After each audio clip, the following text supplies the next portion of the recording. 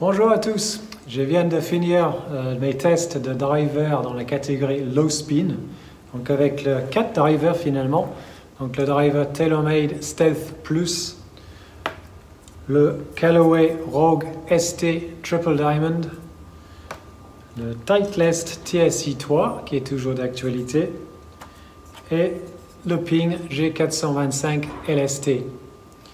Donc je viens de prendre une bonne douche après ces essais et je vais vous partager justement mes résultats. Donc on y va. Donc voici les résultats des tests avec les drivers low spin. Et ce qu'on va constater tout de suite, c'est qu'il y a très peu de spin. Donc tout à fait normal là-dedans. Donc tout aux alentours de 2000 tours. Donc vraiment très très bas.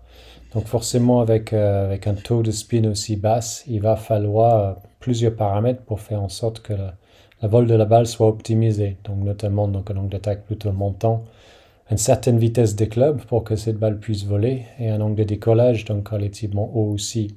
Donc tous ces paramètres-là font que ces drivers deviennent jouables. Autrement, ça serait vraiment très compliqué à optimiser la trajectoire. Là, en l'occurrence, d'un point de vue vitesse de balle, c'était vraiment très similaire, donc tous aux alentours de 152. Petite pique avec le Stealth Plus et puis le Ping, mais vraiment très très similaire dans tous les cas. Le Callaway, le Rogue, donc le Triple Diamond, un tout petit peu plus basse et un moins de spin. Donc plutôt logique que ce soit le choix des joueurs qui tapent très fort sur le tour, par exemple, qui ont tendance à générer beaucoup de spin. Ce serait un choix très logique, évidemment. Et puis, forcément, il faudrait qu'ils arrivent à centrer, mais ça, c'est pas trop le problème. Donc ça, c'est le type de driver, ça devrait vraiment bien matcher. Donc ça, plutôt des bons résultats un peu partout, les distances très similaires. Encore une fois, un tout petit peu plus de portée de balle avec le Stealth et puis le G425 LST. Et les distances totales, tout petit peu, un petit gain avec le Ping. D'un point de vue dispersion, très similaire, peut-être un tout petit peu plus de dispersion avec le Stealth dans ce cas-là. Très similaire dans la profondeur avec le TSI 3 et très peu de dispersion, mais un tout petit peu à gauche avec le Rogue et le Ping. Mais dans tous les cas, ça, la dispersion, c'est pas vraiment la faute du driver, ça c'est plus moi. Mais en tout cas, ça reste relativement tolérante malgré tout, malgré le fait qu'on est plutôt à la recherche de diminuer le spin plus qu'autre chose. Donc si on va un peu plus loin dans la data, on peut comprendre un peu plus des trajectoires qu'on a vues sur la page précédente. Donc l'efficiency, c'est ce qu'on va appeler, ce qui est la division tout simplement de la vitesse de balle par la vitesse des clubs. Donc on voit que c'est un tout petit peu plus élevé justement sur le ping.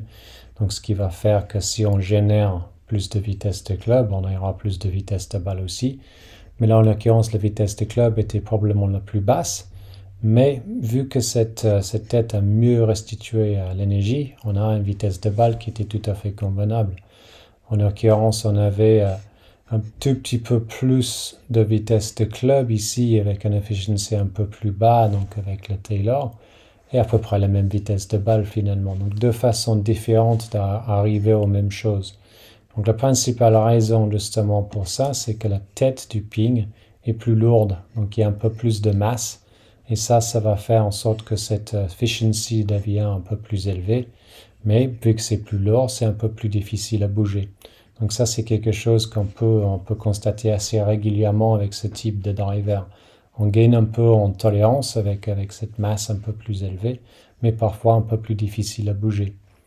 Dans tous les cas, tous les autres données étaient tout à fait cohérents avec le reste. Donc on peut voir que le Rogue, il y avait justement moins de loft dynamics, ce qui explique pourquoi les balles étaient plus basses et qu'il y avait moins de spin.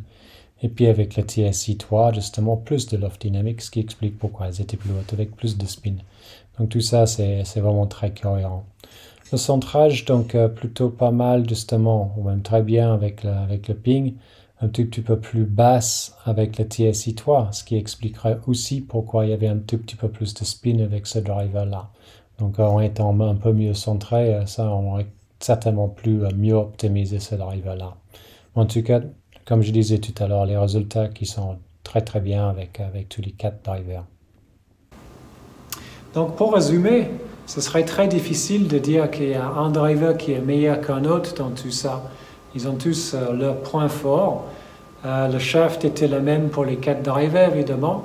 En revanche, mes sensations ont changé complètement par rapport à chaque club.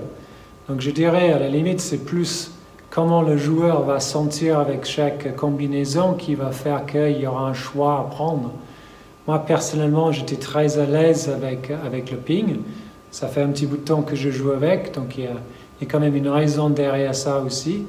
Le Stealth Plus également, les sensations étaient très bonnes, mais j'étais également plutôt efficace avec les 2 autres. Donc c'est plus une histoire de sensation, je dirais, dans le choix d'un driver ici, quand les données sont assez similaires comme ça.